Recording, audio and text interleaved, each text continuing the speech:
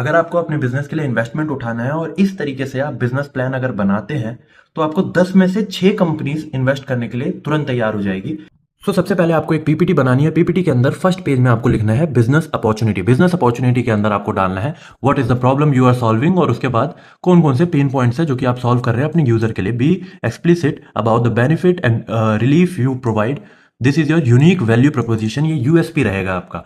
ठीक है, उसके बाद आपको डालना है company description and team. Company description में आपको डालना है कि भाई आपकी कंपनी क्या करती है, what is your company do, what challenges are you actually solving, और इसके अंदर आपको थोड़ा सा बताना है कोर सॉल्यूशंस के बारे में। उसके बाद टीम के अंदर आपको ये बताना है कि कौन से लोग आपके टीम के अंदर कनेक्टेड है और क्यों आपकी जो टीम है वो बेस्ट है इस बिजनेस के लिए। उसके बाद आपको थर्ड पेज के अंदर industry analysis and target market बताना है। इंडस्ट्री एनालिसिस और टारगेट मार्केट के अंदर आपको बताना है कि भाई आपके कॉम्पिटिटर्स कौन कौन है, उनको ब्रेक डाउन करना है डायरेक्ट, इनडायरेक्ट और इमर्जिंग कॉम्पिटिटर्स के साथ। फिर करना है what leads to success in your industry, ऐसी क्या चीजें हैं जिसके वजह से आपके इंडस्ट्री में दूसरे लोग सक्सेसफुल हो रहे हैं। उसके बाद टारगेट मार्केट में किन लोगों को आपको टारगेट करना है वो बताना है, टारगेट सेगमेंट्स बनाना है, बायर पर्सोना बनाना है, आइडियल कस्टमर बनाना है।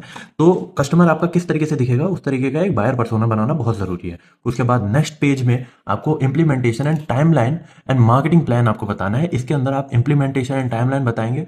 ब्रीफली आपको बताना है कि कितने टाइम में आप इस बिजनेस को लॉन्च कर देंगे। उसके बाद आपको बताना है कि आप इस बिजनेस लॉन्च में कौन कौन से फेज इन्वॉल्व है, मतलब कि डेवलपमेंट, बेटा लॉन्च, फुल लॉन्च और कुछ है तो वो भी।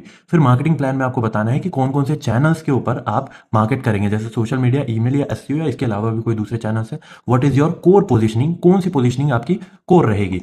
ठीक है, उसके बाद आपको फाइनेंशियल समरी और फंडिंग रिक्वायरमेंट बताना है कि भाई आपको कितना जो खर्चा चाहिए वो किस तरीके से चाहिए। तो the core financial projection for your business आपको बताना है। फाइनेंशियल समरी में आपको बताना है cost structure, variable and fixed cost क्या क्या है, रिवेन्यू स्ट्रीम क्या है, how will money be generated, किस तरीके से आप पैसे कमाएंगे। उसके बाद आपको सेल्स गोल बताना है कि फ्यूचर या लंबे टाइम में आप कितने सेल्स को अचीव करना चाहते हैं।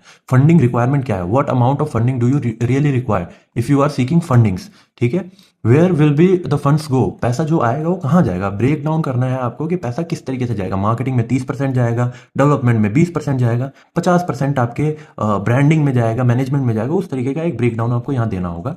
ठीक है, तो ये कुछ स्टेप्स हैं जिसके अंदर आपको पीपीटी बनानी है। ठीक है, बिजनेस अपॉर्चुनिटी बनानी है, टीम बनाना है, company description, target market, industry analysis, marketing plan, implementation and timeline और फाइनेंशियल फंडिंग।